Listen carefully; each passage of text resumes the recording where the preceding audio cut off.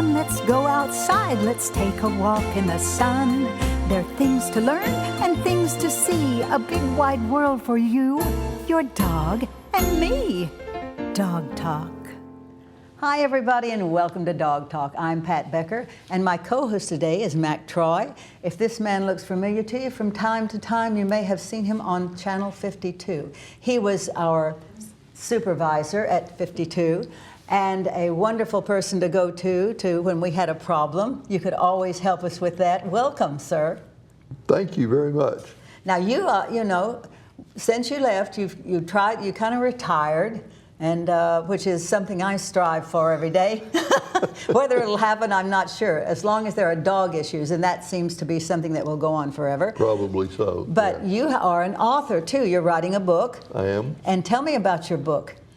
It's a novel. It's historical fiction about a young boy who is on a cattle drive coming out of South Texas and across what becomes Oklahoma during the course of the book. And what is his, does he have a story to tell?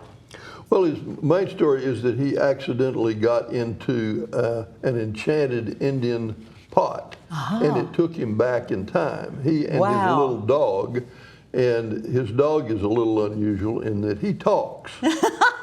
All of my dogs talk. But not talk. everyone can hear it. Well, those of us who are animal advocates can believe definitely hear it. Yes, right. I believe you. It sounds fascinating. Well, so, I hope it will be. Oh, I think it will be. Anything that has this mystique to it, I think, is always. Look at the Harry Potter books.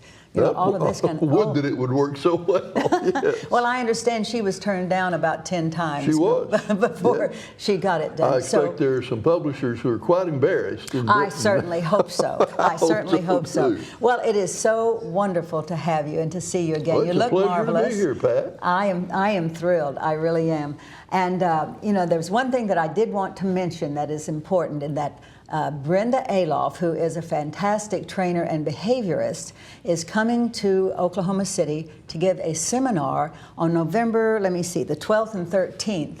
And it's going to be a fantastic, fantastic demonstration of how to get to know your dog, what to do with your dog if they have a problem. It's just going to be fascinating. And if you want to go on my Facebook page and find out how to attend this one, that would be great. And I'm definitely going. She is my mentor, so I'm excited about it. Well, we're going to take a quick break, and we'll be right back. A1 Pet Emporium is Oklahoma's authority on healthy nutrition for dogs and cats. Quality does not have to cost more, and we only have the best. If your pet suffers from allergies, digestive issues, skin infections, or hair loss, it may be the result of their diet. A1 Pet Emporium can help. We offer pet portraits monthly, adorable rescue animals every Saturday from noon to 4, and free dog and cat food samples. Locally owned and operated, we want to be your neighborhood pet store. So I am so pleased that Drew Edmondson is here with us today. Thank you so much. Thank you, Pat. It's a pleasure to be here with you. Well, I really do appreciate it because I know how busy you are. And Cynthia, Armstrong, always, you guys are so busy. Busy working on the Bill 777. I have talked about it a couple, 2 or 3 times, but I thought just once more we would cover some of the bare facts. You know, the whole thing, as I understand it, is called free to farm. Are we not free to farm now? We are free to farm. There are protections for farms against nuisance lawsuits, statutory protections, and historically in Oklahoma, and I'm talking, 108 years of history, historically we have been very protective of farmers and ranchers with sales tax provisions, car license provisions, truck license provisions. We have done everything for agriculture that we can do, and the idea that on top of all of that we need an additional constitutional protection that would put agriculture and farming and ranching in the same category as freedom of speech, freedom of religion, all of those things is, it's amazing to me that we would give up our right to regulate this industry. That's exactly correct. And I am very big on we the people. And in this state especially, we're all kind of stubborn down here, but we are very grounded, and that is a tribute to us. And we have managed to do everything in the fields of agriculture and livestock, all of this. So the government control is what all of us fear, federal government. But now we're going to have state that takes over and does the same kind of thing? That's scary. Well, if we say that in the future there will be no more state regulation, no new laws, no new regulations in this industry, those who fear the federal government coming in are going to see a lot more federal government, because there will be a vacuum then. And if we say we're not going to protect the waters, then the EPA will, the federal government will. So I haven't heard anybody who complains about too much government regulation talking about state government. Typically, they're talking about the federal government. That's right. And this does nothing to protect farms from federal regulation at all. All it does is keep the legislature, the city, administrative agency, and the people from enacting anything that has to do with herbicides, pesticides, pollution of the waters, or injury to animals. Yeah, and so let's talk a little bit about how it will affect us and through animals. Cynthia, I mean, there's so much going on with puppy mills and, of course, cockfighting and all of this. So we have established some of these laws, some of these rules. We, the people, have done this. We've petitioned, we've lobbied, we've gotten it across. Our state government says, hey, you're right. This isn't correct. We're going to take up for these animals. So if 777 is approved, what happens? Well, I'm concerned because there are a lot of very important animal protection laws that are currently on the books that if the legislature, at the bidding of special interests, were to repeal any of those laws subsequent to 777 passing, we, the people, would not ever be able to reinstate them. So they will be gone if this legislature, this government, if our state says, hey, you know, this is not... Right, because of the special protection that will be given, this constitutional protection that will be given under 777. And in other words, it's in stone. 777, if it passes, it's in stone. It's in the Constitution. It's in the Constitution, Right. And that is pretty much in stone. So in order to get back to our protecting our animals, get back to the farming the way we want to. I mean, there's been so many things that have happened. I know in Arkansas, and you know, the waters at Tinkiller, the waters that were spoiled just because there was not any control over these people. You know, I'm pretty much an environmentalist as far as, you know, a certain way, but, you know, the thing is that we've got to be aware of the damage that this 777 can do. Right, and I will say, you know, as an Oklahoman, I want clean water. I want clean water to drink. I want clean water in our rivers and streams. And and basically what we're saying here is that they could change that. They can farm any way they want, industrial farming, the whole 9 yards. And that's what's changed over the years, Pat. The small family farm, someone said 90% of the farms in Oklahoma are small farms, and that may be true. But 90% of the poultry, 90% of the pigs, they are produced by large industrial farming operations. And 90 to 100% of the problems don't come from the small farms, they come from these mega industrial animal operations. That's what's polluting our watershed, that's what's polluting groundwater, surface water. And we're talking about waste. We're talking about waste. Which gets into our water system. We're also talking about chemicals in the feed, that kind of things that ends up in the soil or runs off into the water. That's where the problem's coming. And 777 would make it impossible to react to any new innovations, a new herbicide, a new pesticide that may be causing problems that we've never dealt with before, and our hands will be tied. We can't say no. We won't be able to we can't say stop what you're doing. This is not a good thing. Right. So that will will enable the people who come into our areas, which as we know, there are a lot of our lands that are owned by foreign countries now. You know, this is the scary thing, to farm, to have livestock, to this kind of thing. So we won't be able to tell them, that's not a good thing, because we will not have control at that time. It will be constitutionally, as I say, in stone. Yeah, Smithfield Farms, which is the largest pork producer in Beaver, Harper, and Ellis counties in Oklahoma, is Chinese. You know, and I'm not saying that there's anything by nature that keeps the Chinese from being good stewards of the land. I'm just saying they aren't Oklahomans. And they're smart. They don't care the way we here care about our rivers and streams. Perhaps if it were in their country, they might. Well, and not necessarily. They actually are looking elsewhere to produce food because they have destroyed 20% of their farmland. Yeah. So there is a global land grab going on, and Oklahoma has a lot of unspoiled land. And that to me is also an issue. Of course, my major concern is with the animals, with pets, with dogs are my issue. But it takes in horses, it takes in all of our livestock, and that is what is such a shame. Well, you know, what can we do? What can we do to stop this thing? Well, 777 needs to be defeated. It's on the ballot November 8th. You know, that there was a lawsuit to try to kick it out. I was in favor of the lawsuit, but it was not successful. Right. So that measure will be on the ballot November 8th. People have to talk to their neighbors. They have to visit at their church or place of worship. They have to write letters to the editor. They have to vote no on 777. Yes, I have talked with so many ministers and priests and things, and they are so against it too.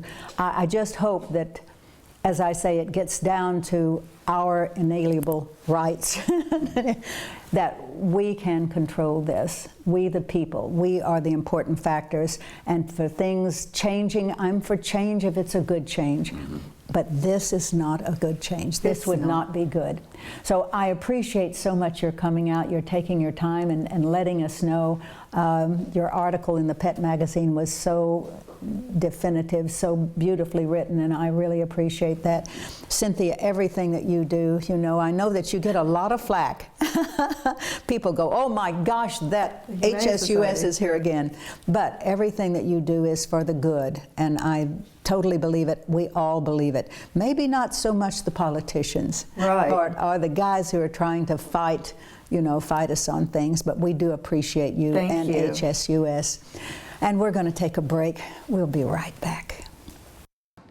Hey Dog Talk fans, make sure you join the conversation on social media. Just go to facebook.com/dogtalktv. We'd love to hear a story of your furry friend, so send us an email to pat@dogtalktv.com. You could be featured as our Dog of the Week. Now, enjoy the show.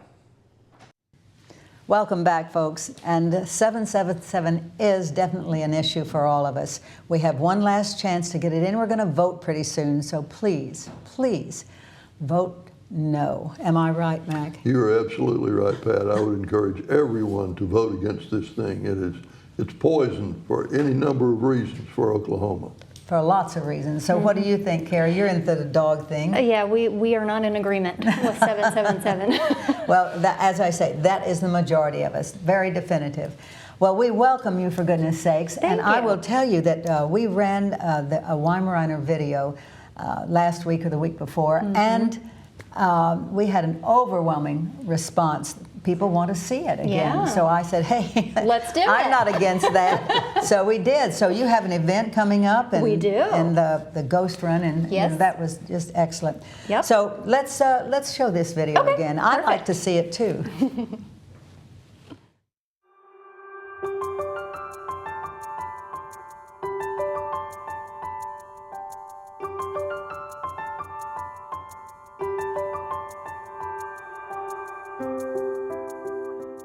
So, Nilu, tell me about your dog. This is Birdie, and she is 2.5 years old. We actually started out by fostering her with Heartland Weimaraner Rescue, and we ended up adopting her, and we just really love her. They're wonderful dogs. So tell me about this breed. Well, they actually are from the Weimar region of Germany. They were originally bred to hunt wild boar and deer, you know, large game, and now they have kind of graduated to smaller birds and things like that. That's right. The birds are the thing over here. They are a wonderful breed. Are they good for families? I believe they're very good for families. They actually like to be part of the family. A lot of people don't realize that they are very high energy and they need their exercise, but they also just love to be with their people. I mean, I call them a person quite often. Well, and they do bond so well. And like most working breeds, people don't associate working breeds, sporting breeds, with being family dogs, but that's not really true. In Europe and many places, you know, they live with the families. They're wonderful with the kids. Hunting dogs are great companion dogs. They really, really are. And we're so pleased that you guys came out today.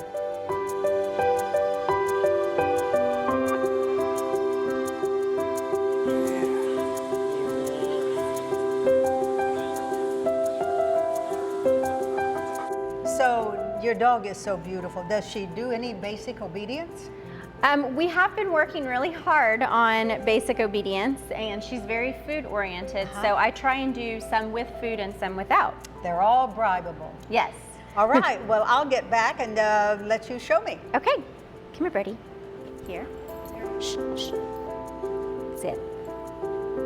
Good girl. Birdie, down. Good girl. Birdie, roll over. Good girl. Okay, come on. Sit. Birdie, sit. Sit. Right. Birdie, come. Good girl. All right, that's wonderful. Good job. Well, you are a good girl. Yes, I'll give you one too. Pat has one for you. Excellent.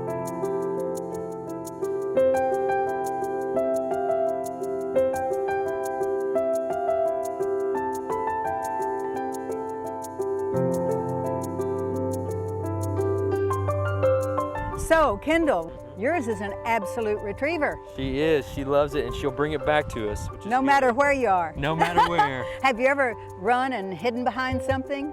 All the time. What I like to do is put her in a room and lock the door, and then hide the ball in the house and let her find it. And So she's got a great nose and a great kind of desire to retrieve. Well, I'm going to watch her do this, okay? Perfect. Violet, here we go.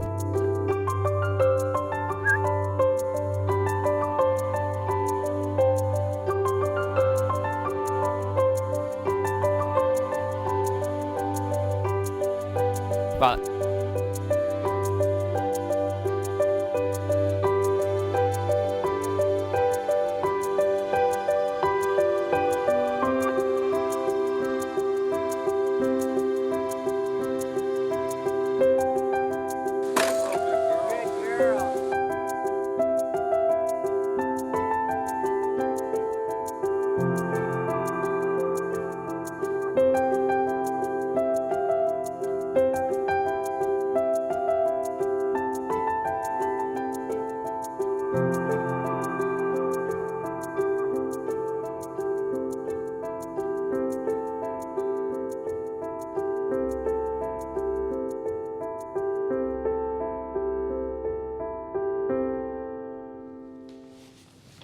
Well, you can see how popular this little video is because it was good. It's every time I see it, I go, "Wow! You know, they did a great job." They did a really good as a job. group, very cooperative. The dogs were all very, very, very social, and that really, really helps. So, if people wanted to volunteer for the Weimaraner Rescue or foster or something, how do they get in touch with you? We're on Facebook. It's Heartland Weim Rescue.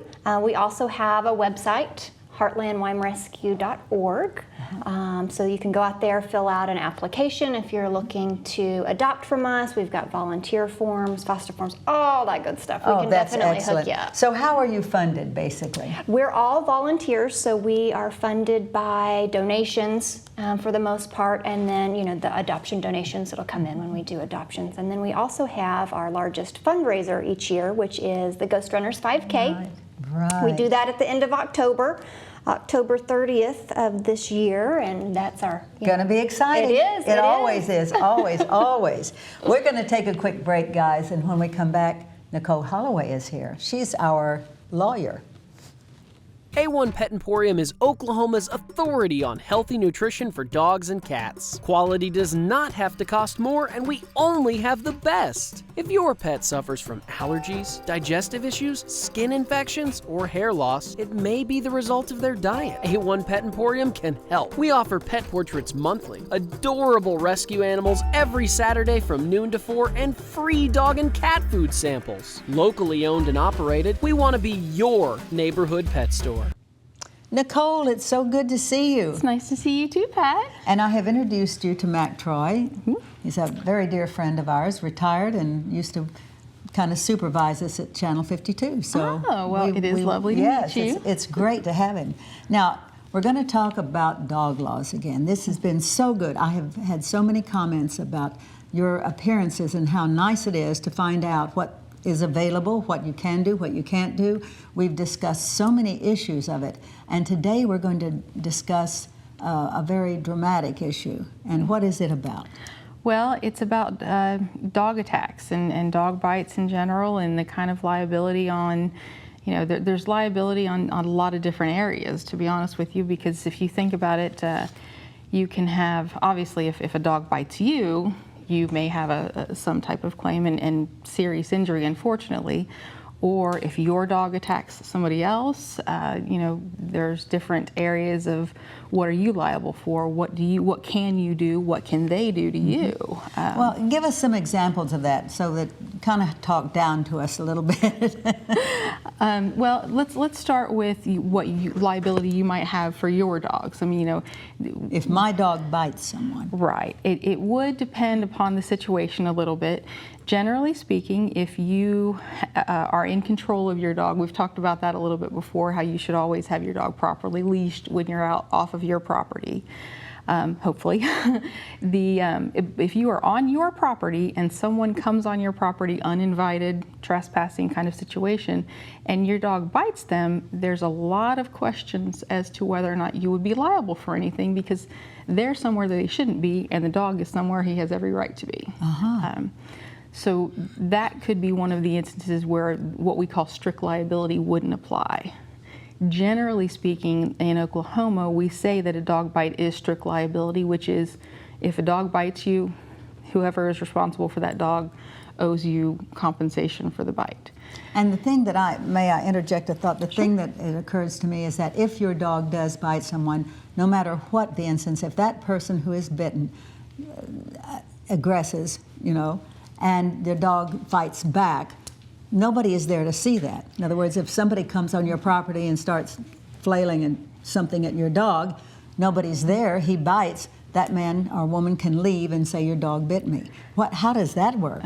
Well, sadly, the presumption that the strict liability applies comes into play, which is the person is going to say, well, the dog bit me, and the personality of your dog, and I know the personality of my dogs, and absent provocation, I just can't imagine a lot of them, biting. But when you don't have another witness, the law is pretty much going to be on their side to get some recovery for their injuries. Yeah, that is definitively sad. There's no doubt about that. And when your dog does bite someone, the dog has to be incarcerated. If the person sues, he has to be incarcerated in the shelter, and the owner cannot even go in to see this dog. Right. So the dog is traumatized, which exacerbates any kind of anxiety that it has, which of course makes the matter worse. So what are some of the other ways that we were talking about?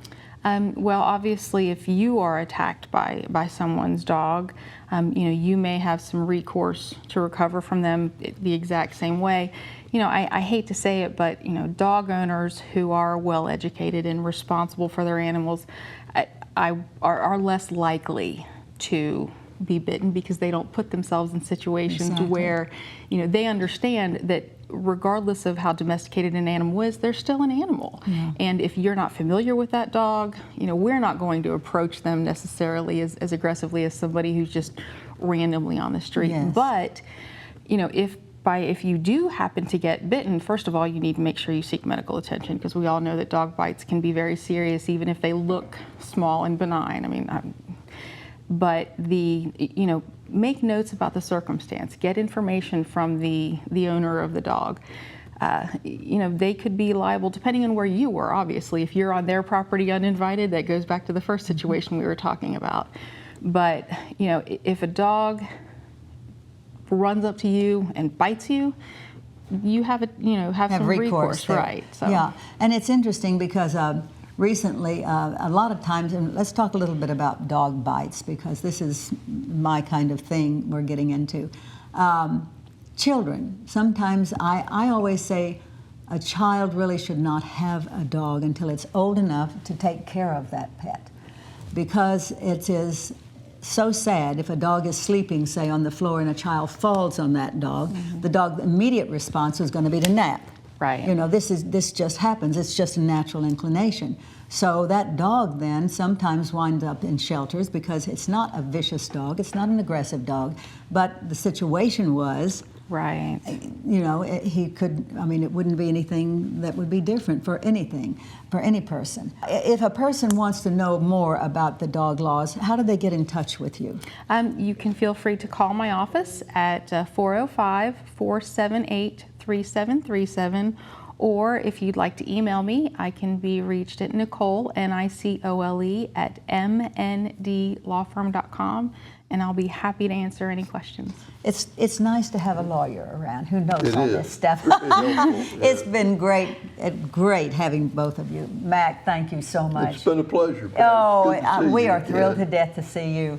We're going to see you next week, folks, so please hang around and be ready for us, because we're coming to give you some very vital information about your dog. Am I right? Absolutely. Thanks again. It was super. Anytime. Always a pleasure. Always a pleasure.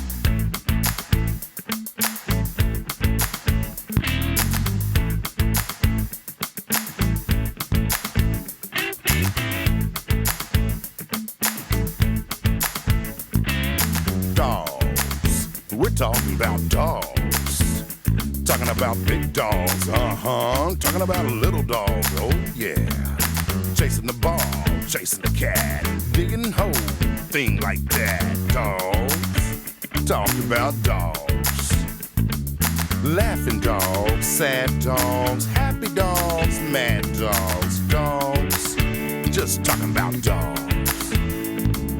Lost and alone, running the street, checking the garbage, looking to eat. Out there sad and on their own, the law will get them if they got no home. Dogs, talking about dogs. Dogs, we're talking about dogs. You say they were angels sent from above, then a year or two later you fell out of love. You dumped them, man, and kicked them out. Now what the heck was that about? Dogs, we're talking about dogs. Dogs, them poor little dogs. Talking about big dogs, talking about a little dog, oh yeah. Chasing the ball, chasing the cat, digging the hole, things like that. Dogs, we're talking about